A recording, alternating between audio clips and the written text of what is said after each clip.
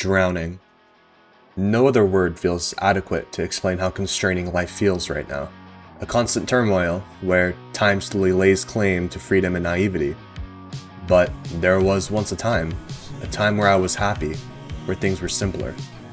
What does that even mean? What is it, exactly, that made it feel better? Was it the world itself, or merely the way it was perceived?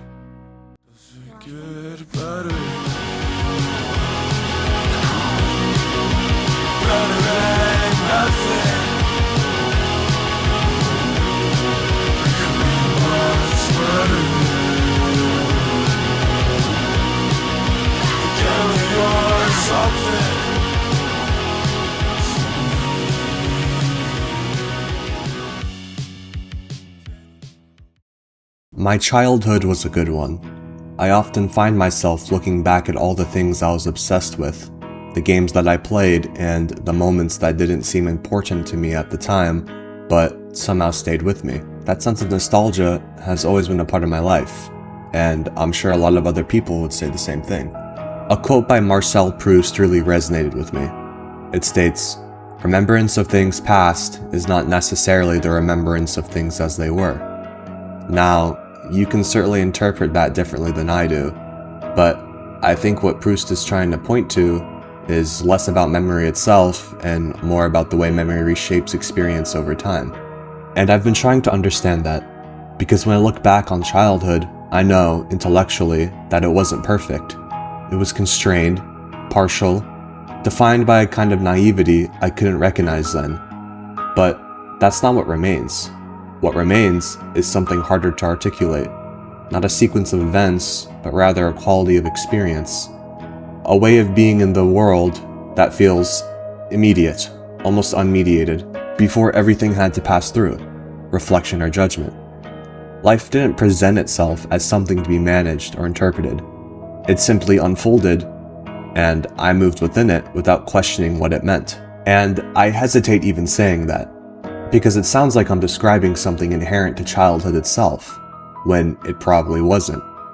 It seems more accurate to say that it came from a particular way of perceiving, one that didn't yet divide experience into categories, or measure moments against what came before, or what might come next.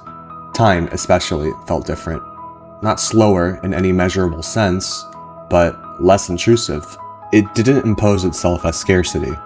It didn't carry the quiet pressure of being lost. The structures that define life, routine, expectation, responsibility, don't remain external. They become internalized. They shape not just what you do, but how you perceive. The mundane doesn't just surround you, it embeds itself, almost imperceptibly, until it feels inseparable from the way you experience everything. And with that shift comes something I don't think I fully understood until recently. A lot of people get nostalgic over different things. Most of the time, it's tied to something small. One of your senses gets triggered and suddenly you are somewhere else. A sound, a place, even just the way something feels can pull you back. Sometimes it's tied to people as well. Family, friends, relationships, things that meant something to you without you really realizing it at the time. For me, the first thing that comes to my mind is a sleepover.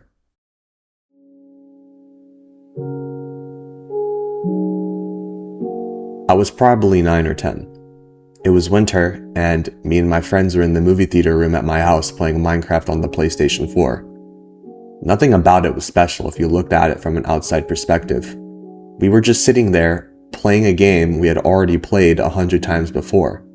But it did not feel like that then. Minecraft and nostalgia is something that's been talked about to death at this point. I could go on forever about how that music is basically embedded into my entire generation. What I do not understand is why. Why is that music, even now, connecting so instantly to something that feels so genuinely happy? What is it actually bringing back? I tried going back to something else recently. Rayman Origins on the Wii. I downloaded it on my PC and started playing it again. For the first hour or two, it was whatever. A couple of moments where I would think, yeah, I remember that, but nothing crazy. It just felt like a game I used to play. Then, I got to the ice level, and the music started playing.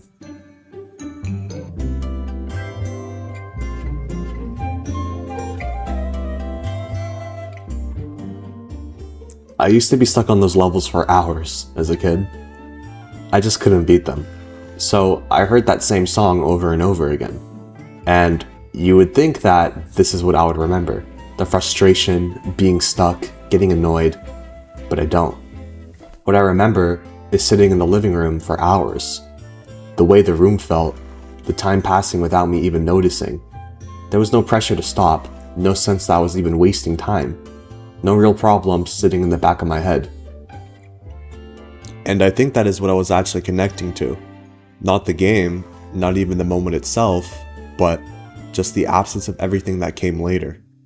Because when I hear the music now, it does not bring me back to what I was doing. It brings me back to how I was existing. There was no weight to anything. No responsibility, no expectations, nothing. I needed to be thinking about beyond what was right in front of me. And that's the part that feels off. It is like I'm not nostalgic for the thing itself. I'm nostalgic for a version of myself that could experience it without all of that in the way. And I do not know if that is something you could ever truly get back. Or if you just spend the rest of your life recognizing it when it shows up for a second, and then watching it disappear again. Is life just an endless loop where nothing ever fully feels enough? Where you're constantly looking back, longing for something that's already gone, only to move forward and realize you're doing the same thing again? You miss the past, then you enter a future where you end up missing the version of yourself that was missing the past in the first place. It almost feels cyclical, like you're never actually where you want to be, just aware of where you used to be. What kind of system is that? What kind of design allows you to recognize something as meaningful only after you've already moved beyond it? People say life is what you make it. They say, don't be sad that those experiences are over, be grateful that they ever even happened. And I can understand that. I can see the logic in it, I can even respect it. There's a kind of wisdom in being able to step back and appreciate things without needing to hold on to them. But understanding something doesn't always make it easy to live by. Because in practice, it doesn't feel that simple. It doesn't feel like that clean shift in perspective where you can just decide to appreciate things and move on. It feels like something deeper than that, something more stubborn, like you can recognize the value of a moment and still see the weight of losing it at the exact same time. And I think that's the part people don't really talk about, that tension between knowing you should move forward and still feeling pulled backwards. Not in some dramatic way, but in a quiet, persistent manner that never fully goes away. There are moments where I wish it was different, where I wish there was some kind of reset. Some way to just step outside of that cycle entirely, like being able to close your eyes and actually let go, not just pretend to move on without having to carry every version of the past with you into whatever comes next. But it doesn't work like that. You don't really leave those moments behind, they stay with you, not as they were, but as something altered, something reshaped. And maybe that's the problem, or maybe that's the point. I don't know. All I know is that even when I can understand it, even when I can explain it, there's still a part of me that wishes I could just finally move on.